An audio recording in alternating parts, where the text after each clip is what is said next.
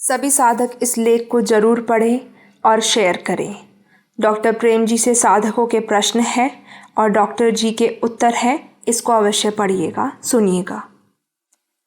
प्रश्न: प्रभु जी, कुछ साधक भाई वीडियो बनाकर सभा करके कह रहे हैं कि सभी लोग पूज्य बापू जी को प्रार्थना करो कि वो सुब्रमण्यम स्वामी को केस में आने दे, जबकि बापू जी ने स्वयं ऑडियो में कहा है कि हमें पता है कि कब किसको लाना है।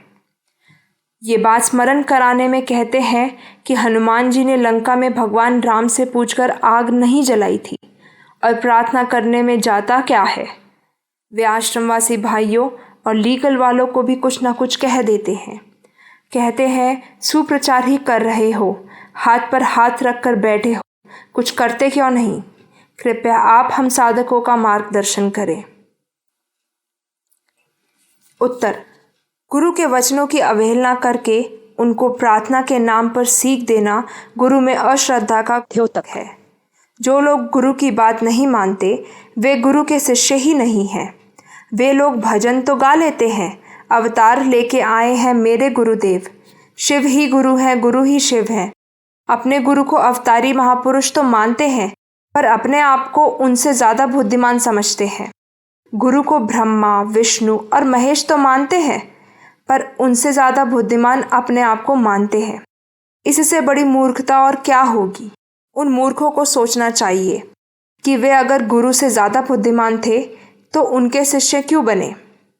उनको पता नहीं है कि विश्व में सबसे ज़्यादा बुद्धिमान कोई है तो वो हमारे गुरु ही हैं, क्योंकि उनका सहस्त्रसार केंद्र 100% विकसित हो चुका है। ऐसा ऑरा स्पेशलिस्ट हीरा तापरिया ने कहा है। किसी नेता या वैज्ञानिक का भी सहस्त्रसार 10% से ज़्यादा विकसित नहीं मिलेगा। अगर किसी को देखना हो तो वो अपना ऑरा किरलियन फोटोग्राफी से निकाल कर देख सकता है। YouTube पर जो गुरुदेव के वचनों के विरुद्ध बकवास कर रहे हैं, उनका सहस्त्रसार 100% विकसित हुआ है क्या? वे कोई ब्रह्मज्ञानी महापुरुष हैं क्या? वे चाहे कोई भी हो, आपके गुरु नहीं हैं। संदीपक जैसे सच्चे गुरु भक्तों ने ब्रह्मा, विष्णु, महेश की बात भी नहीं मानी, अपने गुरु की बात ही मानी। भगवान शिव जी से विवाह करने के लिए तप करने वाली देवी पार्वती ने सप्तऋषि की बात भी नहीं मानी, अपने गुरु नारद मुनि की ही बात मानी। और ये कलयुग के चेले मूर्खों की बातें सुनकर गुरु को सीख देना चाहते हैं, मानो गुरु में कुछ अक्ल ना हो और वे बड़े अक्लमंद हो गए हों। ऐसे लोगों के नाम इतिहास में निगुरों की सूची में लिखे जाएंगे। अगर ऐसे चेले मूर्ख अज्ञानियों की बातों में आकर अपने गुरु के वचनों की अवहेलना करते हैं तो वे गुरु के शिष्य ही नहीं हैं, वे तो उन गुमराह करने वाले मूर्खों के शिष्य हैं। हनुमान जी ने राम जी को अपना जीवन समर्पित किया था। वे अपने परिवार के मोह में फंसकर अपनी संसार की वासना पूर्ति के लिए राम जी के सामर्थ्य का उपयोग नहीं करते थे। अपने आप को राम जी से ज़्यादा बुद्धिमान नहीं समझते थे। उनकी आज्ञा के अनुसार कार्य करते थे, अपनी मनमानी नहीं करते थे। वे चाहते तो सीता जी को लंका से अयोध्या ला सकते थे और रावण को भी मार सकते थे, पर उनको ऐसा आदेश नहीं था। हनुमान जी का दृष्टांत देने वाले उनके आज्ञा पालन के गुण को क्यों नहीं देखते? उनकी तरह अपना जीवन गुरु के दैवी कार्य में समर्पित क्यों नहीं करते? और जिन्होंने अपना जीवन समर्पित किया है उनको क्यों उपदेश देते हैं? जो गुरु को खुद का पिता ही मानते हैं वे महामूर्ख हैं। पिता के लिए पुत्र कुछ भी कर सकता है, गुरु के लिए उनके आदेश के बिना कुछ भी करना शिष्य को शोभा नहीं देता। गुरु साक्षात परब्रह्म परमात्मा है, केवल पिता ही नहीं है। इसलिए जैसा पिता को पुत्र प्रार्थना के नाम पर सीख दे सकता है, ऐसे परमात्मा स्वरूप गुरु को शिष्य सीख नहीं दे सकता। और हमारे गुरु ही जेल में गए हों ऐसी बात नहीं है। इतिहास में ऐसा अनेक बार हुआ है। गुरु अर्जन देव को जहांगीर ने जेल में डाल दिया था, गुरु हरगोविंद को भी जेल में डाल दिया था। तब उनके शिष्यों ने क्या किया, ये उनसे सीखो। उनके शिष्यों को उन गुरुओं ने जेल में से कोई संदेश भी नहीं भेजा था, फिर भी उनके शिष्यों ने मनमानी नहीं की, उनके आदेश की प्रतीक्षा की। जब गुरु ने युद्ध का आदेश दिया तब उनके शिष्यों ने युद्ध किए, और जब सहन करने को कहा तब सहन किया। और जिनके गुरु बार बार जेल से संदेश देते हैं फिर भी उनकी बात ना मानकर अपनी बात उनको मनवाना चाहते हैं, वे तो गुरु के ही गुरु होना चाहते हैं। ऐसे गुमराह करने वालों से गुरु के सच्चे शिष्यों को सावधान रहना पड़ेगा, अन्यथा वे महापाप के भागी होंगे। जो गुरु के संकेत और गुरु के आदेश का अनादर करेंगे वे गुरु के हृदय से उतर जाएंगे। और जो बापूजी के वचनों को आज्ञा मानकर बैठे हैं, सुप्रचार कर रहे हैं, उनके हृदय में कुछ नहीं कर रहे हो कि बात कहकर असंतोष उत्पन्न करना गुरु के मुंह पर जूता मारने के समान है। ऐसा करने वालों में दो ही कमियां हैं, एक तो अपनी अकल नहीं है और दूसरा गुरु की बात मानते ही नहीं है। कुछ मूर्ख कहते हैं कि आश्रम वालों के दबाव में आकर गुरुजी ऐसा बोल रहे हैं। वे अपने गुरु को क्या समझते हैं? क्या कोई अवतारी महापुरुष किसी के दबाव में आकर कुछ बोल सकते हैं?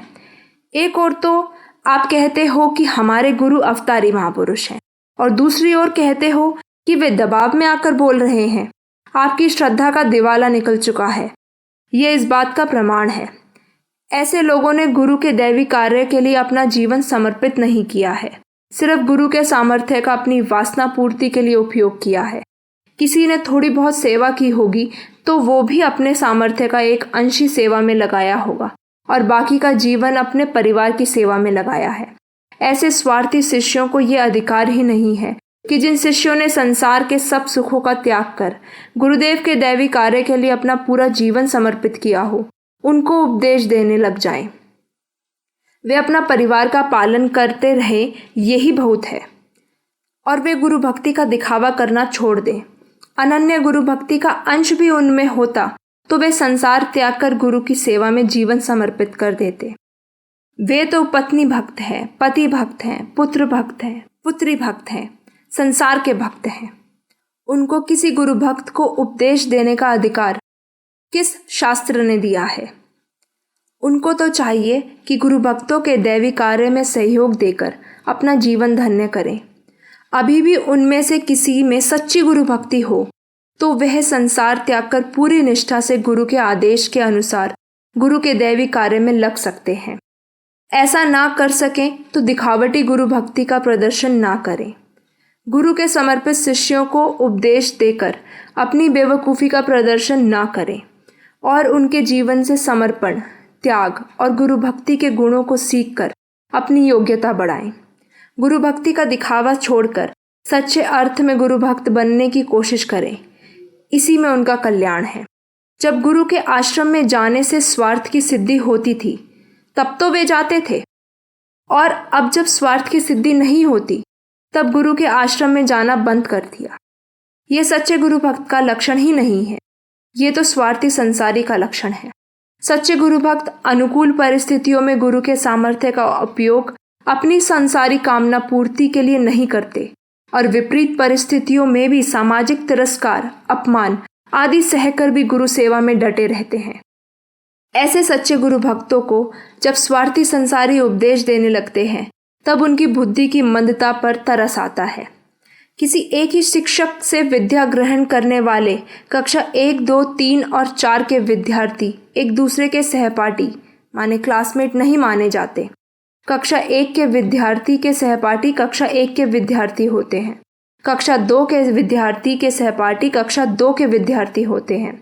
कक्षा 3 के विद्यार्थी के सहपाठी कक्षा 3 के विद्यार्थी होते हैं और कक्षा 4 के विद्यार्थी के सहपाठी कक्षा 4 के विद्यार्थी होते हैं। वैसे ही किसी एक ही गुरु के शिष्य समर्पित ब्रह्मचारी हों, कुछ गृहस्थी हों और कुछ सन्यासी हों, तो भी वे सब एक दूसरे के गुरु भाई नहीं माने जाते। ये तो गुरुदेव की उदारता है कि गृहस्थी शिष्यों को भी समर्पित ब्रह्मचारी शिष्य अपने गुरु भाई मानते हैं। दूसरी संस्थाओं में गृहस्थी शिष्य के गुरु भाई दूसरे गृहस्थी होते हैं, ब्रह्मचारी नहीं। ब्रह्मचारी शिष्य के गुरु भाई दूसरे ब्रह्मचारी होते हैं, गृहस्थी नहीं। सन्यासी शिष्य के गुरु भाई दूसरे सन्यासी होते हैं, गृहस्थी या ब्रह्मचारी नहीं। जैसे कक्षा 1 के विद्यार्थी को कक्षा 4 के विद्यार्थी से सीखने का अधिकार तो है पर सिखाने का नहीं है, वैसे समर्पित ब्रह्मचारी शिष्यों से गृहस्थी शिष्य को कुछ सीखने का अधिकार तो है, उनको सिखाने का नहीं है। फिर भी उदारता से कक्षा 4 का विद्यार्थी कक्षा 1 के विद्यार्थी को अपने सहपाठी के समान आदर देता है तो ये उसकी उदारता है। पर उसकी उदारता का ये अर्थ नहीं होता कि कक्षा 1 का विद्यार्थी कक्षा 4 के विद्यार्थी को पढ़ाने लग जाए। ऐसे ही समर्पित ब्रह्मचारी शिष्यों की उदारता का अर्थ ये नहीं है कि गृहस्थी शिष्य या ब्रह्मचारी शिष्यों के गुरु बन जाएं। फिर भी अब तक उन गृहस्थी शिष्यों को जिनसे सीखना चाहिए ऐसे समर्पित साधकों को सिखाते रहें। उसका फल ये हुआ कि उन गृहस्थी शिष्यों की बुद्धि इतनी भ्रष्ट हो गई कि वे अब जिससे सीखना चाहिए ऐसे ब्रह्मज्ञानी गुरु को ही सिखाने लग गए। ब्रह्मा विष्णु महेश भी जिनको उपदेश देने का साहस नहीं करते, उन गुरु को वे बुद्धि भ्रष्ट शिष्य उपदेश देना चाहते हैं। नाम तो प्रार्थना का है पर काम उपदेश देने का है। अब उन उपदेशकों की बुद्धि ज्यादा भ्रष्ट ना हो, इसलिए भी समर्पित साधकों को चाहिए कि वे उन उपदेशकों की बातों में आकर गुरु को उपदेश देने का पाप न करें। ऐसे तथाकथित गुरु भक्त तो क्या स्वयं भगवान विष्णु भी आकर कहें कि आप अपने गुरु को ये उपदेश दो तो नहीं देना चाहिए। ऐसी प्रतिकूल परिस्थिति में सनातन धर्म के विरोधी तत्व तो आश्रम के बाहर के साधकों और समर्पित साधकों में फूट डालना चाहते ही हैं और गुमराह करने वाले तत्वों के भ्रामक वचन सुनकर अपने गुरु के संकेत को ठुकराकर हम आपसी मतभेद पैदा करके आपसी कलह के शिकार हो जाएं तो विरोधी लोग सफल हो गए। इसलिए अगर कुछ मतभेद हो तो भी उसको भुलाकर संगठित रहना सबका कर्तव्य है। डॉक्टर प्रेम जी।